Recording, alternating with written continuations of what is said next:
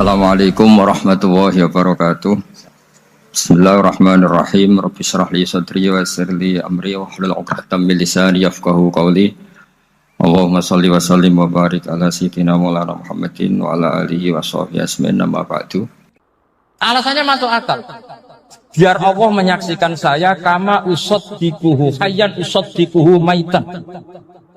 Allah biar menyaksikan saya iman kepada Nabi ketika masih hidup. Dan saya buktikan setelah mati pun, setelah meninggal pun, setelah wafat pun, iman.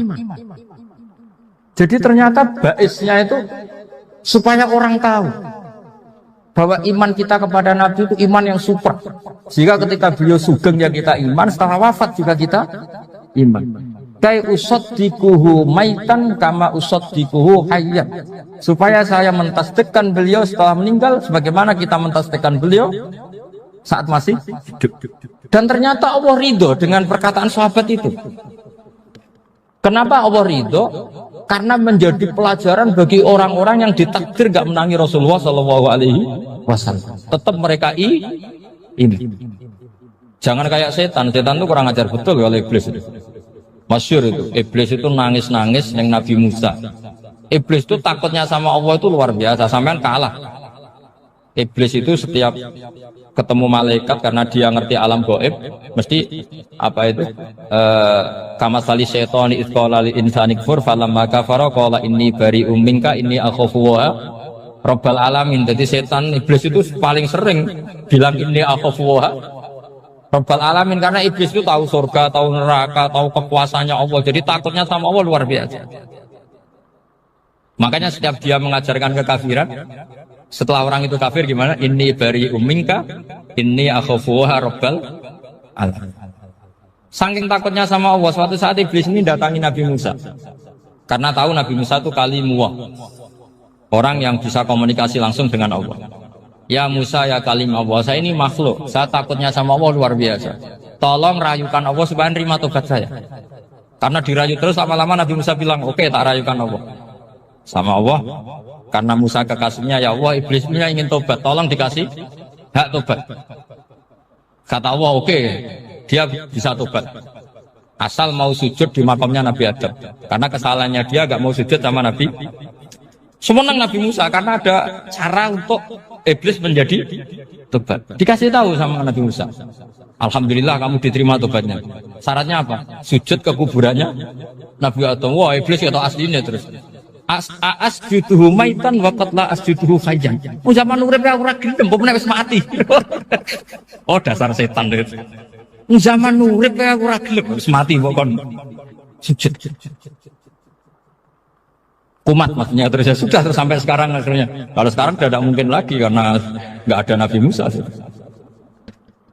Jadi ijtihadnya sahabat melihat wafatnya Rasulullah itu beda-beda dan ternyata semuanya diridhoni Allah. Karena ternyata yang suka Nabi wafat dulu adalah ingin supaya umat Islam tetap mencintai beliau, iman sama beliau, tasdik sama beliau, sebagaimana tasdik zaman sugeng. Makanya kita harus mencintai guru-guru kita. Uhibbuhu maitan kama uhibbuhu hayyan. Saya sampai sekarang itu ya merasa Mbah Mun itu tidak meninggal. Saya masih merasa kalau bapak saya tidak meninggal karena kita mencintai beliau-beliau ketika hidup dan ketika wafat itu sah. Karena beliau-beliau sama kita juga seperti itu. Rasulullah itu ketika mendekati wafat, ya bahasa halusnya intaqala ila rafiqil a'la. Itu Nabi kalau ngedikan tuh rileks sekali. Hayati khairun lakum wa wafati khairun lakum. Cong aku nak uripku ya apik. Engko nak aku wis kapundhut ya apik. Fa amma hayati fali asunna lakum as-sunnah. Sebagian riwayat fa innakum tuhadditsuna anni wa uhadditsu ankum. Kalau saya masih hidup, saya bisa mengajarkan kamu sunnah, mengajarkan kamu tradisi-tradisi yang benar. Dan ketika aku mati, ketika aku sudah wafat, maka saya jejer Allah, kata Nabi. Saya berdampingan dengan Allah, maksudnya dekat Allah. Tentu bila kaifin walan hisab. Terus sudah inna amalakum, amal-amal kamu diperlihatkan ke saya. Berhubung saya sudah dekat Allah, kalau amal kamu baik, saya muji Allah. Kalau amal kamu buruk, saya langsung mintakan ampun kepada Allah. Jadi Nabi rileks sekali. Artinya saya hidup bagus karena bisa ngajarkan kamu as-sunan wa syara'i'. Kalau saya wafat karena saya dekat Allah. Kalau kamu baik saya muji Allah, kalau kamu buruk saya mintakan ampun kepada. Guru-guru kita juga seperti itu. Justru setelah wafat beliau-beliau punya kesempatan dekat sama Allah, dekat sama al-malail a'la, sehingga mendoakan apa? Nah, terus kata Sayyid Muhammad, wala taqulu lima yuqtalu fi sabilillahi amwat. Kamu jangan pernah berkeyakinan atau berpendapat atau berkomentar kalau orang-orang yang mati fi sabilillah adalah berstatus apa? Mati, amwat. Kalah. Terus kata Sayyid Muhammad, hadza li amati syuhada. Ketentuan ini bagi umumnya syuhada. Artinya gini, umumnya syuhada saja tidak berstatus amwat. Apalagi hadza Rasulullah sayyidul syuhada, sayyidul anbiya, sayyidul mursalin, tentu tidak pernah berstatus amwat. Ya saya ulang lagi ya, jadi zaman cara berpikir amatu syuhada, syuhada yang umum saja berstatus hidup, tidak boleh distatuskan amwat. Apalagi Rasulullah itu sayyidus syuhada, sayyidul anbiya, maka status beliau pasti hayyun la yamut, pasti beliau itu hidup tidak. Dan karena beliau itu asfaq, sangat sayang kepada kita, sebagaimana zaman beliau hidup itu sayang kepada kita sampai nangis-nangis minta hak syafaat, maka setelah meninggalkan pun beliau pasti sayang kita dan pasti berusaha supaya kita diampuni oleh Allah Subhanahu wa ta'ala. Sehingga ada sahabat yang tadi berpendapat kalau saya nggak masalah Nabi wafat dulu, supaya Allah menyaksikan saya usaddiquhu maitan kama usaddiquhu hayya. Jadi ini cerita ya, cerita sudut-sudut pandang. Fikih itu penting sekali. Kata Sayyid Ali yang Shahibus Simtud Durar itu, wabihi qiwamus syariah, yang bisa mengawal syariat itu hanya fikih. Fikih itu ya kalau yang paling gampang untuk kita misalnya punya Fathul Qorib, Fathul Mu'in, Fathul ya. Tapi yang faham betul, mesti faham itu ngelotok setengah hafal. Jangan bawa kitabnya tok, sementing sekian semester terus selesai. Itu sama-sama dosa, itu dosanya ya dosa, mahasiswanya juga dosa. Karena sudah terlanjur sarjana agama, ternyata nggak bisa, itu kan mendingan dasar sarjana agama. Itu saya tak cerita sama Kiai Roba, itu ada fatwa Kiai, Kiai juga wali. Suatu saat ada penyanyi dangdut top terkenal di Indonesia itu nyanyi dangdut, ya penyanyi ya dai, entah itu hakikat entah majaz tidak tahu. Itu Kiai itu fatwanya lucu, kalau kamu datangi dia pas main dangdut masih saya beri izin, tapi kalau datangi dia pas pengajian itu tak larang kan santrinya jadi eskal, ini pas pengajian dilarang, pas dangdutan kok malah dapat izin. Tapi bukan berarti halal ya, dapat izin. Dapat izin kan potensinya bisa karena dilarang lah ya tetap belerot. Terus suatu saat si santri ini setengah wali, tidak wali tapi setengah. Lama-lama itu memahami gurunya, ternyata sirinya begini. Kalau seorang penyanyi yang tidak pernah ngaji kemudian ngomong agama, itu potensinya itu fadallu wa adallu, sesat dan menyesatkan. Tapi kalau dia sedang nyanyi dangdut, penyanyinya cowok, sama jangan bayangkan dangdut putri, enggak, itu cowok sudah tua lagi. Jadi potensi halalnya ada lah maksudnya untuk, tapi tidak alat musiknya, orangnya. Tapi kalau dia nyanyi itu paling dosanya hanya nyanyi. Saya ulang lagi, murid tadi akhirnya paham kalau datangi pengajian itu artinya ikrar kalau dia seorang dai atau seorang yang layak ngomong apa? Agama. Itu lebih bahaya karena kita santri, apalagi kita doktor atau MM, terus ngekrori orang yang nggak jelas asal usulnya. Tapi kalau nyanyi kan nyanyi saja. Sehingga itu menjadi fikih. Bahaya terbesar dalam fikih adalah apa? Mengkaji fikih tidak dari ahlinya. Ya saya ulang lagi ya, mengkaji fikih tidak dari apa? Ahlinya. Nah kenapa demikian? Begini, saya beri contoh. Ilmu fikih itu tentu pertama dari Rasulullah SAW, kemudian bersanad sampai kita, atau kita sampai Rasulullah. Itu ngalami sekian ijtihad yang tidak mudah. Saya beri sekian contoh. Dulu Imam Syafi'i itu sukanya sama guru yang miskin, ya, karena rata-rata santri juga miskin. Jadi mesti ngidolakan guru yang miskin, karena sesama miskinnya harus berkoalisi. Tapi akhirnya gurunya Imam Syafi'i itu miskin sekali. Namanya Muslim bin Khalid Az-Zanji itu miskin, Sufyan As-Sauri miskin, Sufyan bin Uyainah miskin. Setelah ngaji di Medina itu Imam Malik itu kaya. Pas itu Imam Malik sudah kaya. Setiap ketemu Imam Syafi'i dikasih uang. Sampai ketika Imam Malik itu bilang, kamu sudah alim, ilmu saya sudah habis, kamu ngaji sama yang lain. Sama siapa? Kata Imam Malik, orang yang sealim saya sudah meninggal, namanya Abu Hanifah. Tapi dia punya murid, namanya Muhammad bin Hasan Asy-Syaibani, kamu ke sana. Terus Imam Malik datang ke Baki. Dulu Baki itu pasar rental, ya Grab lah kira-kira sekarang. Mengumumkan, siapa kafilah yang mau ke Irak? Kita ya Imam Malik, dibayari sama Imam Malik, ini yang antar ke Irak, ke Muhammad bin Hasan Asy-Syaibani. Imam Malik mulai ngeper, guru saya yang miskin tidak pernah nyangoni, guru-guru saya yang kaya sering nyangoni. Mulai memasalahkan kiai miskin, gitu, kira-kira seperti itu, mulai masalah. Setelah datang ke Irak, di Muhammad bin Hasan Asy-Syaibani itu si Muhammad bin Hasan Asy-Syaibani itu kalau ngitung uang itu di meja tamu. Jadi punya emas lantaan, punya uang. Kira-kira kalau Indonesia punya rupiah, punya dolar, dihitung itu di ruang tamu. Kata Imam Syafi'i, saya dengan Imam Malik saja enggak serk, ini lebih kedonyan lagi kiai.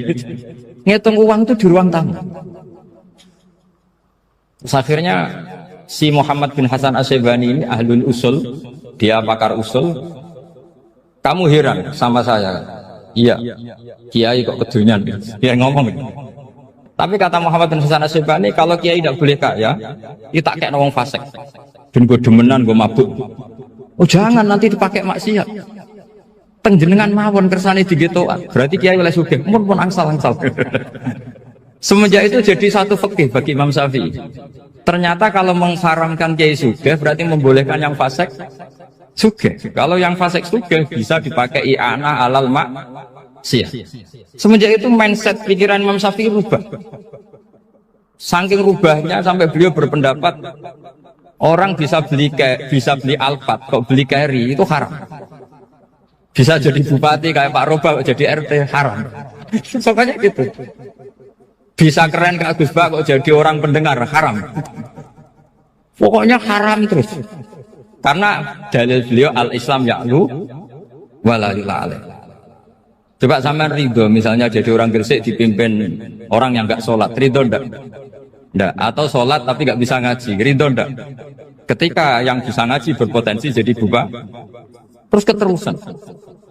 Karena Imam Syafi'i keterusan, ya umatnya keterusan. Akhirnya orang-orang Syafi'i itu politikus rata-rata. Ya, makanya sama jangan kaget sama Baruba. Kakak saya wakil bupati dia. Putranya Mbah Mun ada yang wakil apa? Gubernur. Dulu Gus Wahid yang menteri agama. Itu asal usul dari perubahan fikih, mindset cara berpikir Imam Syafi'i. Jadi dulu itu fikih ditemukan itu jelimet, ada perdebatan. Itu tidak hanya pada level ulama, pada level Nabi pun ada perdebatan. Jadi jangan kira Nabi itu tidak debat, ya debat. Nabi itu asal seangkatan itu mesti debat, termasuk debat dengan malaikat. Jadi kalau perlu ya debat sama apa? Karena malaikat itu kan lugu itu gak iso mikir. Karena kalau malaikat iso mikir bisa jadi rektor. Nanti kasihan Pak Salam ini. Malaikat gak boleh jadi rektor. Malaikat Israel itu nggak tahu etika. Jadi beliau ketika mau membunuh, mencabut nyawanya Ibrahim datang, ya Ibrahim saya ini disuruh nyabut nyawa kamu. Kata Ibrahim, wah kamu itu pasti salah. Kamu tahu saya siapa? Saya ini Khalilur Rahman, kekasih Allah. Masa kekasih membunuh yang dikasih? Ini nggak benar, logika itu nggak benar. Pasti kamu salah. Karena Israel itu tidak bisa debat. Ketika ditanya, hal ra'aita khalilan yumitu khalilah, masa kekasih membunuh yang dikasih? Saya ini Khalilur Rahman. Masa Allah mencintai saya kemudian membunuh saya? Itu logika agak benar. Tidak keliru, kamu itu keliru. Israel akhirnya terbang lagi. Ya Allah, katanya logika saya ini salah. Karena masa kekasih membunuh yang dikasih. Karena Israel nggak pernah sekolah, nggak pernah sekolah. Nggak bisa dia jawab. Akhirnya diajarin Allah. Dah kamu bilang gini ke Ibrahim. Hal ra'aita khalilan yakrahu ayyalqa khalilah. Masa kekasih tidak siap ketemu yang dikasih. Dibalik logikanya. Akhirnya datang lagi ke Israel, kata Allah begini, masa jenengan kekasihnya tidak siap ketemu yang kau kasih. Oh ya oke, mati gak apa-apa. Jadi ilmu itu ngalamin perdebatan. Jadi saya datang murni karena Kiai Mas Bufin, bukan karena MC. Itu dosa besar kalau saya datang karena MC. Karena saya punya kewajiban yang lebih besar. Jadi yang bisa mengalahkan adalah a'dzama minhu, yang super besar kira-kira. Karena jelas ada riwayat inna min abaril birri silatar rojuli ahla wuddi abi. Ya, inna min abaril birri silatar rojul ahla wuddi abi. Di antara kebaikan yang sangat baik adalah seseorang menyambung teman bapaknya. Padahal sampean kan nggak mungkin teman bapak saya. Teman saya aja nggak mungkin, nggak level apalagi bapak saya kan. Jadi malah mohal itu. Saya berkali-kali cerita di mana-mana cerita, fikih itu harus dievaluasi karena ini masalah furu'iyah. Saya berkali-kali cerita di mana-mana cerita. Hukum berteman orang fasik gimana? Pasti orang jawab haram karena takut ketularan orang fasik. Tapi kalau dibalik, hukumnya bina orang fasik gimana? Ya baik, umatnya Nabi bisa bina kalau berteman. Kamu bisa bina orang fasik tanpa berteman? Gak bisa. Jadi kalau dibalik, hukum berteman orang fasik gimana? Haram. Hukumnya bina orang fasik baik, bisa bina kalau berteman. Berarti berteman orang fasik ya terus nanti pada level lapangan sih gampang. Kalau yang soleh membina yang fasik dan yang fasik ketularan yang soleh, maka ternyata kalau yang soleh ketularan fasik ya berarti ternyata buruk. Tapi kan hukum masa nunggu kenyataan kan, jadi nggak hukum. Di mana-mana hukum itu kan ada asumsi, karena ini masalah ijtihad. Nah itu yang dilakukan para ulama kita. Jadi sampean harus mengkaji fikih secara detail, karena tidak hanya kita yang khilaf. Nabi-nabi juga khilaf dalam menentukan dakwah ilallah. Wali-wali kita kayak Abdul Hasan Asyadili sama Sayyid Abdul Al-Haddad itu juga. Imam Ghazali ya khilaf. Imam Suyuti itu kalau ketemu Al-Qastolani itu saling tidak nanya, saking nggak cocoknya, masyhur itu. Jadi ulama ora cocok. Bedanya nak saiki perkara partai gitu. Kalau orang dulu enggak, karena pakai asumsi, karena memang susah. Ndak misalnya memang tak bedai, tak beri yang ndak misalnya ada orang rukuk kemudian kentut, itu sholatnya batal apa enggak? Enggak, jawab saja. Enggak, orang sholat kemudian pas rukuk kentut atau kelihatan auratnya, sholatnya batal apa enggak? Batal. Itu keliru nih sampean, itu salah dosen mesti itu. Pertanyaannya gini, yang dikatakan sholat itu kan aqwalun wa af'alun muftatahatun bitakbir muftatamatun bitasbih. Lalu ketika sampai ruku apa sudah namanya sholat jika kamu katakan batal? Namanya sholat aja belum kok sudah kamu katakan batal gitu.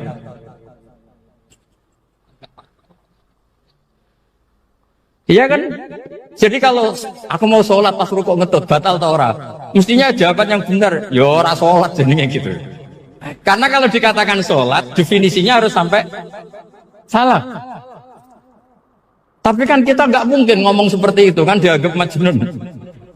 Padahal itu yang benar, yang punya kecerdasan.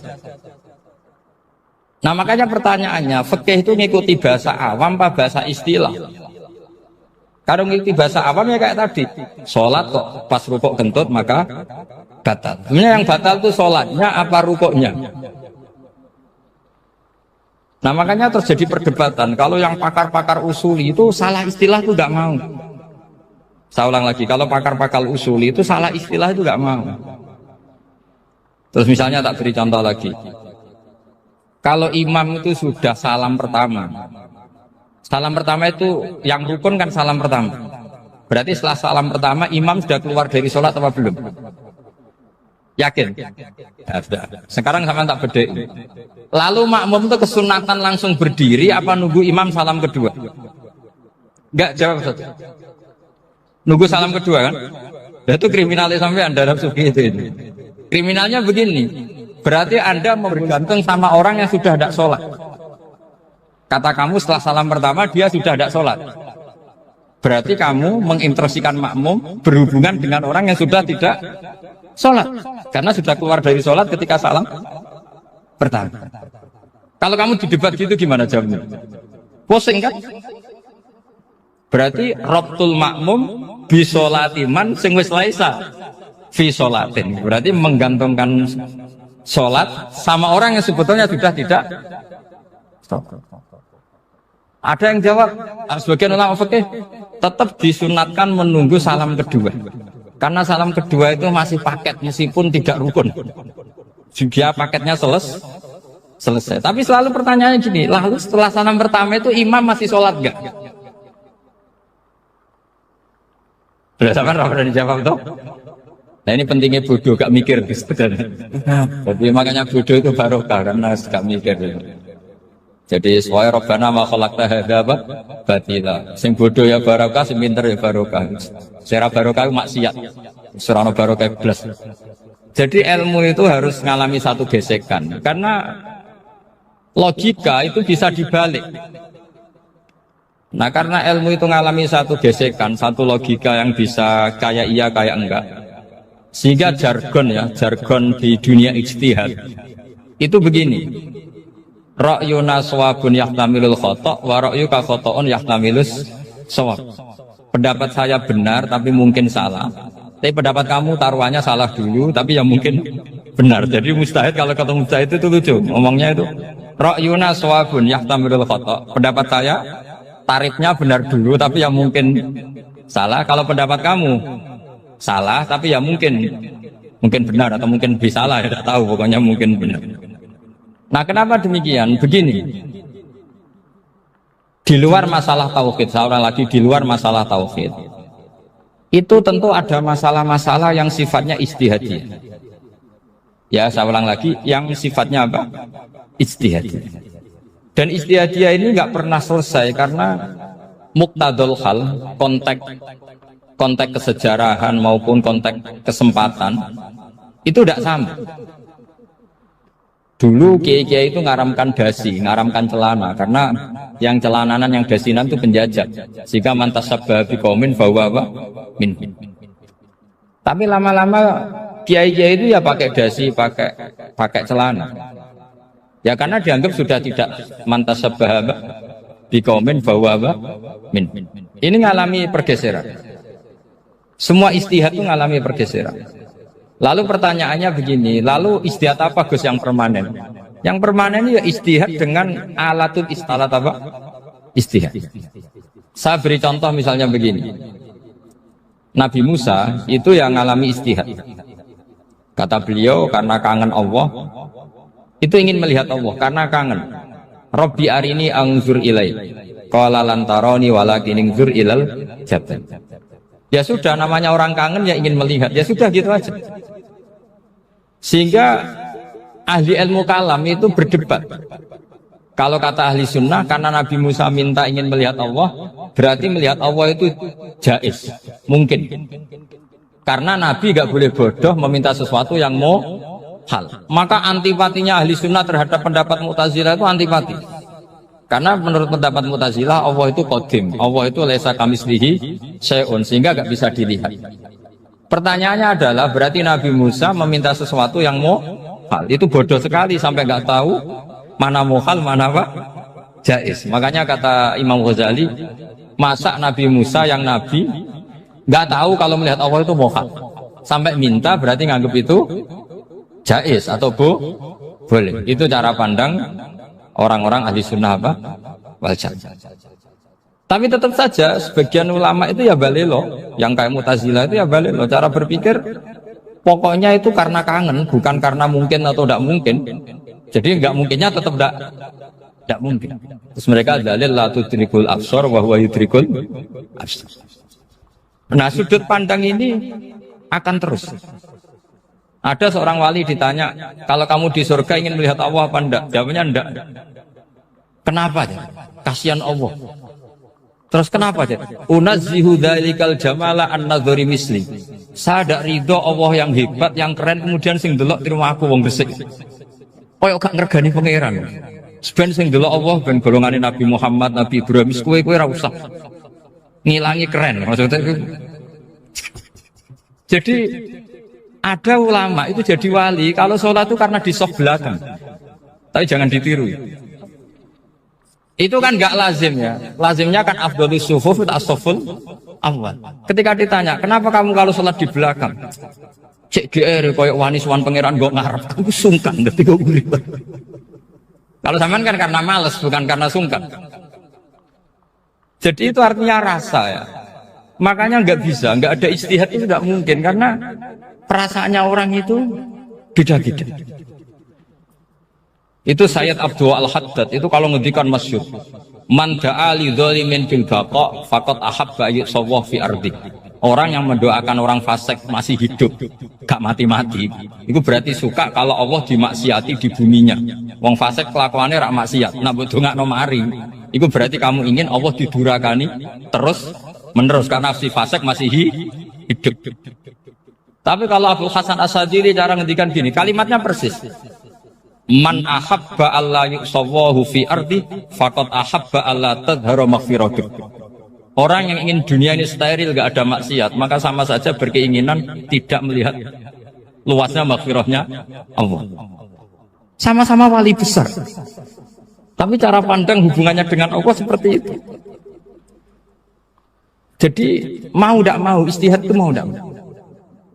Makanya tidak usah dipertentangkan misalnya cara berpakaian, cara apa, yang penting sesuai aturan Islam ya sudah. Karena ini urusan rasa. Urusan apa? Rasa. Itu Syekh Hasan Basri itu sering jagungan sama Rabi'ah Adawiyah. Itu secara fikih salah. Tapi pas itu ulama fikih ditanya, kenapa Anda tidak komentar terhadap dua wali besar yang sering ketemu? Andaikan semua santri seperti itu akan saya halalkan, kata. Karena nggak mungkin punya nafsu. Sehingga fikih dulu memang masih asli. Kamu lihat di takrib misalnya, lelaki melihat perempuan itu nggak boleh kecuali sekian alasan. Termasuk boleh itu li taklim karena mengajar atau lil muamalah. Lah ini yang mulai masalah. Ada warung kopi, penjaganya cantik, santri-santri ngopi. Ini lil muamalah, kan kasus ini. Mau disalahkan tuh ada takbirnya. Mau dibenarkan ini jelas fasik kan, jelas fasik. Matanya sudah fasik sebelum itu ditambah itu, jadi fasiknya permanen. Nah pertanyaannya adalah, kalau kamu ngajar mbak-mbak, kemudian hafal yang cantik yang enggak, itu taklim lin nazar apa nazar di taklim? Itu taklim apa modus? Makanya kalau ngopi cari bakul yang cantik, itu muamalah untuk nazar apa nazar untuk muamalah? Loh kalau saya ngopi dengan kiroba pasti halal. Karena begini, berjalan saja, bareng capek, nggak tahu itu warungnya siapa, terus berhenti ngopi. Kebetulan bakule cantik. Nah itu mungkin halal, karena kan saya nggak milih-milih. Ingin ngopi kebetulan bakule cantik. Kalau kamu kan nggak hafal daftarnya. Wah itu mesti haram gitu, mesti haram gitu. Karena berarti kan kamu menjadikan ngopi ini modus. Gue jagani nak takok pangeran, gue kok nazar, muamalah gusti muamalah, itu mesti modus. Maka fikih itu harus dikawal oleh tasawuf. Kalau ndak, semua hukum fikih bisa diakalin. Makanya Imam Bukhari punya satu bab namanya Kitabul Khiyab, bab mengkhilaf fikih. Beliau itu antinya sama Abu Hanifah itu luar biasa. Gak ada ulama dibenci Imam Bukhari kayak Abu Hanifah. Masyhur itu. Untungnya beliau gak menangnya Abu Hanifah. Kalau menangi geger terus, bisa fasul masail terus. Itu Abu Hanifah itu ulama yang suka khilah. Khilah itu merekayasa hukum. Misalnya begini, saya ini puasa agak lemes, ujian agak lemes, apalagi kiai serapati di duit, santri beling-beling lemes. Apa mangan itu kan, poso-poso kok mangan kan gak keren. Supaya saya bisa makan dan halal, saya bisa ngajak kiai robai ya jalan-jalan. Jalan-jalan nyari yang jarak 2 marhalah Ya sudah, terus bisa makan. Kalau ditanya Allah kok makan musafir. Jadi bolehkah insya safar menciptakan pergi demi untuk supaya boleh iftar?